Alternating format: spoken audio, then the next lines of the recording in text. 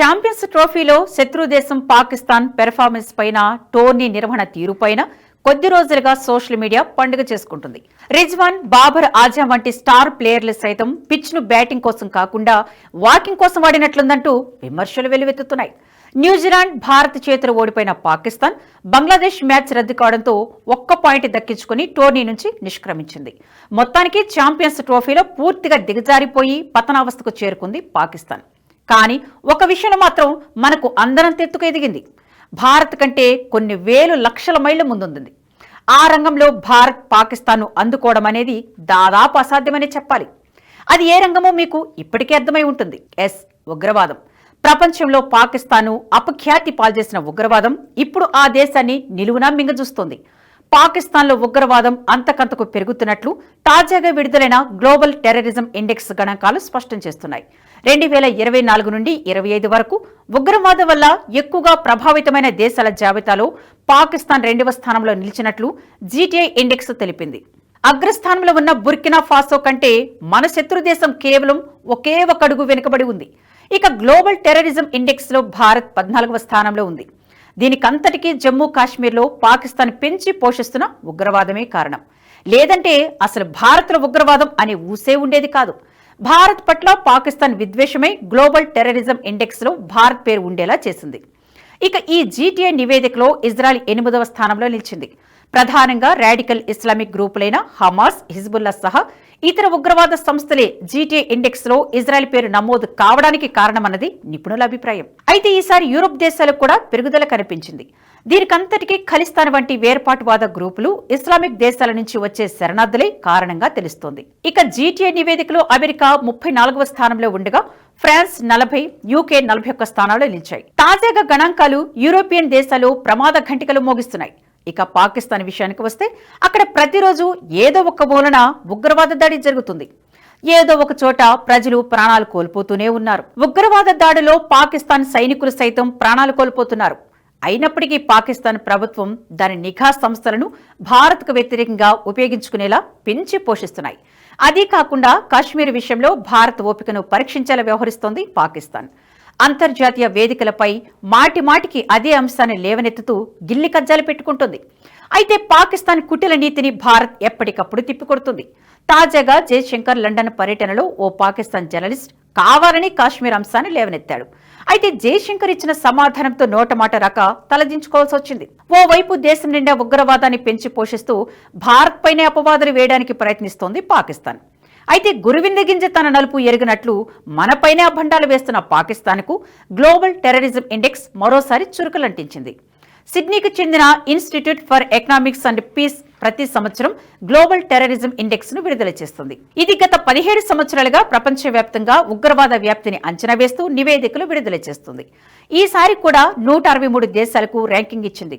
ఉగ్రవాద సంఘటనలు, ఉగ్రవాద దాడులు, మరణాలు, గాయాలు, బందీల సంఖ్యను ఈ ఇండెక్స్ పరిగణలోకి తీసుకుంటుంది. అయితే జీటీఐ నివేదికలో ఎప్పుడు టాప్ 10లో నిలిచే పాకిస్తాన్ ఈసారి తన స్థానాన్ని మరింత మెరుగుపరుచుకొని రికార్డును సాధించింది. పాకిస్తాన్లో వరుసగా 5వ ఏడాది ఉగ్రవాద సంఘటనలు గణనీయంగా పెరిగాయి.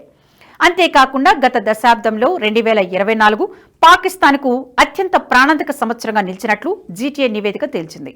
2024 సంవత్సరంలో ప్రపంచంలోనే 2వ అత్యంత ఉగ్రవాద ప్రభావిత దేశంగా అవతరించి ఉగ్రవాదంలో ఎనలేని ఖ్యాతిని సొంతం చేసుకుంది. పాకిస్తాన్లో ఉగ్రవాదం కారణంగా మరణాలు 45% పెరిగాయని 2025 గ్లోబల్ టెర్రరిజం ఇండెక్స్ నివేదిక వెల్లడించింది. గ్లోబల్ టెర్రరిజం ఇండెక్స్ ప్రకారం పాకిస్తాన్లో 2023లో ఉగ్రవాదం వల్ల 748 మరణాలు సంభవిస్తే 2024లో ఈ సంఖ్య 1081కి పెరిగింది. ఇక ఉగ్రవాద దాడుల విషయానికి వస్తే 2023లో 517గా ఉంటే 2024లో అది 1099కి పెరిగింది. ఈ సంఖ్య మొదటిసారిగా 1000 మార్కును దాటింది. తాజా గణాంకాలతో గతంలో 4వ స్థానంలో ఉన్న పాకిస్తాన్ ఇప్పుడు 2వ స్థానానికి ఎగబాకింది. పాకిస్తాన్ ఉగ్రవాద కీర్తి ప్రతిష్టల వెనుక కీలక పాత్ర పోషించిన సంస్థ తెహ్రీక్ ఈ తాలిబాన్ పాకిస్తాన్ మరికొన్ని సంస్థలు కూడా ఇతోధికంగా సాయపడినప్పటికీ ఈ ఏడాది టీటీపీకే ఎక్కువ వాటా దక్కినట్టు జీటీఐ ఇండెక్స్ స్పష్టం చేసింది. టీటీపీ ఆఫ్ఘనిస్తాన్ భూభాగం నుంచి తమ దేశంలో దాడులకు పాల్పడుతున్నట్లు పాకిస్తాన్ చాలా కాలంగా ఆరోపిస్తోంది. జీటీఐ కూడా ఇదే విషయాన్ని నొక్కి చెప్పింది. పాకిస్తాన్లో ఉగ్రవాదం పెరగడానికి కాబూల్లో ఆఫ్ఘాన్ తాలిబాన్లు అధికారంలోకి రావడానికి మధ్య సంబంధం ఉన్నట్లు నివేదిక స్పష్టం చేసింది. ఆఫ్ఘనిస్తాన్లో చురుగ్గా ఉన్న ఉగ్రవాద గ్రూపులు ముఖ్యంగా పాకిస్తాన్, ఆఫ్ఘనిస్తాన్ సరిహద్దులో దాడులు ముమ్మరం చేసినట్లు జీటే నివేదిక తెలిపింది. దేశంలోనే అత్యంత ప్రాణాంతకమైన ఉగ్రవాద సంస్థ టీటీపీ అని, ఉగ్రవాద సంబంధిత మరణాల్లో 52% మరణాలకు ఈ సంస్థే కారణమని స్పష్టం చేసింది. ఓసారి ఆ లెక్కలు కూడా చూద్దాం. నిషేధిత సంస్థ టీటీపీ 2024లో మొత్తం 482 దాడులు నిర్వహించింది. ఇందులో 558 మంది మరణించారు. గత ఏడాదితో పోలిస్తే టీటీపీ దాడుల సంఖ్య రెట్టింపు కాగా మరణాలు 90% పెరిగాయి. 2021లో ఆఫ్ఘనిస్తాన్లో తాలిబాన్లు తిరిగి అధికారంలోకి వచ్చిన తర్వాత పాక్ ఆఫ్ఘన్ సరిహద్దులను టీటీపీ స్వర్గధామంలా మార్చుకుంది. దీంతో టీటీపీ ప్రభావాన్ని తక్కువ చేసి చూపేందుకు పాకిస్తాన్ ప్రభుత్వం ఆ సంస్థను పేరు మార్చి ఫిట్నా ఈ క్వారీజ్ గా పిలవడం మొదలుపెట్టింది. ఈ సందర్భంగా పాకిస్తాన్ మాజీ ప్రధాని ఇమ్రాన్ ఖాన్ వ్యాఖ్యల్ని ఓసారి గుర్తు చేసుకోవాలి. 2021లో తాలిబాన్లు ఆఫ్ఘనిస్తాన్లో అష్రఫ్ ఘనీ ప్రభుత్వాన్ని కూల్చేసినప్పుడు ఇమ్రాన్ ఖాన్ స్వాగతించారు. తాలిబాన్లు ఆఫ్ఘన్ల బానిస సంఖ్యలు తొలగించారని అన్నారు. తాలిబాన్లకు అనుకూలంగా వ్యవహరించిన ఇమ్రాన్ ఖాన్ కు తాలిబాన్ ఖాన్ అనే పేరు కూడా వచ్చింది. ఇప్పుడు అదే తాలిబాన్లు పాకిస్తాన్ పాలిట శత్రువులా తయారయ్యారు. టీటీపీ ఆఫ్ఘన్ తాలిబాన్ల జోడీ పాకిస్తాన్ కు కంటి మీద కునుకు లేకుండా చేస్తుంది. టీటీపీ ఉగ్రవాది చేసిన బన్ను కంటోన్మెంట్ దాడిని ఆఫ్ఘనిస్తాన్ లో ప్లాన్ చేసినట్లు స్వయంగా Pakistan army chief general Asim Munir ప్రకటించారంటే పరిస్థితి ఎంత దారుణంగా ఉందో అర్థం చేసుకోవచ్చు. టీటీపీ వంటి ఉగ్రవాద సంస్థలే కాదు, ఆఫ్ఘనిస్తాన్ పౌరులు కూడా పాకిస్తాన్ సైనిక బలగాలపై దాడులకు పాల్పడుతున్న ఘటనలు కూడా ఇటీవల కాలంలో వెలుగులోకి వచ్చాయి.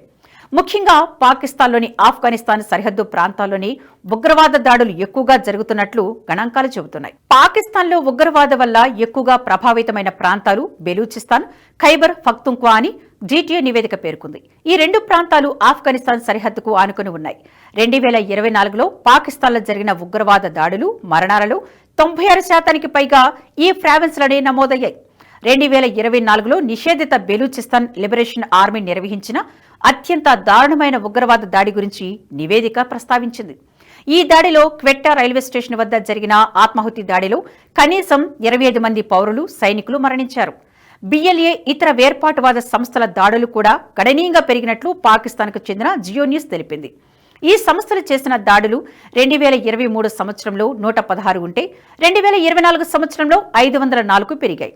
ఈ దాడిలో మరణించిన వారి సంఖ్య కూడా 2023లో 88 నుండి 4 రెట్లు పెరిగి 388కి చేరుకుంది.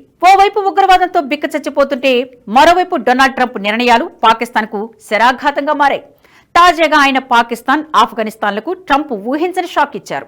2 దేశాల నుంచి అమెరికాకు వచ్చే వారిపై నిషేధం విధించేందుకు ట్రంప్ సిద్ధమయ్యారు. ఉగ్రవాదాన్ని పెంచి పోషిస్తున్న దేశాలను దూరం పెట్టడంలో ట్రంప్ ముందు వరుసలో నిలుస్తారు.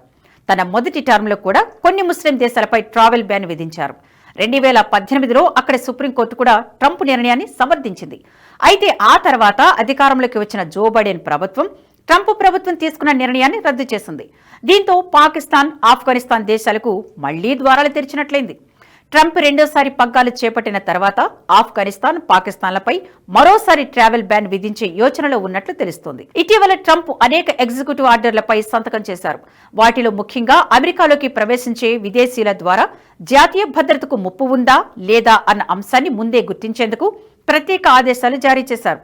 మార్చి 12లోగా ఈ జాబితాను సమర్పించాలని కేబినెట్ సభ్యులను ఆదేశించారు. భద్రత విషయంలో అనిశ్చితి, ఉగ్రవాద ముప్పు వంటి అంశాల నేపథ్యంలో పాకిస్తాన్ పైనే అమెరికా ప్రత్యేక దృష్టి సారించినట్లు తెలుస్తోంది. ఒకవేళ ఈ ట్రావెల్ బ్యాన్ అమలుకి వస్తే అమెరికాలో ఉన్న పాకిస్తానీ విద్యార్థులు, వ్యాపారస్తులు, వీసాలకు ఇప్పటికే దరఖాస్తు చేసుకున్న పౌరులు తీవ్ర ఇబ్బందులు ఎదుర్కొనే అవకాశం ఉంది. అంతేకాదు, ట్రావెల్ బ్యాన్ అమలుకి వస్తే అమెరికా, పాకిస్తాన్ సంబంధాలపైన దీర్ఘకాలిక ప్రభావం పడే అవకాశం ఉందంటున్నారు అంతర్జాతీయ విశ్లేషకులు. ఈ వీడియో మీకు నచ్చినట్టయితే లైక్ చేయండి, 10 మందికి షేర్ చేయండి. అలాగే కామెంట్ల రూపంలో మీ అభిప్రాయాలను మాతో పంచుకోండి. Nationalist hub group of channels ను సబ్స్క్రైబ్ చేసుకుని తెలుగునాట జాతీయవాద జర్నలిజాన్ని ప్రోత్సహించండి. ఈ వీడియో కింద ఉన్న బెల్ ఐకాన్ పై క్లిక్ చేయడం మర్చిపోవద్దు.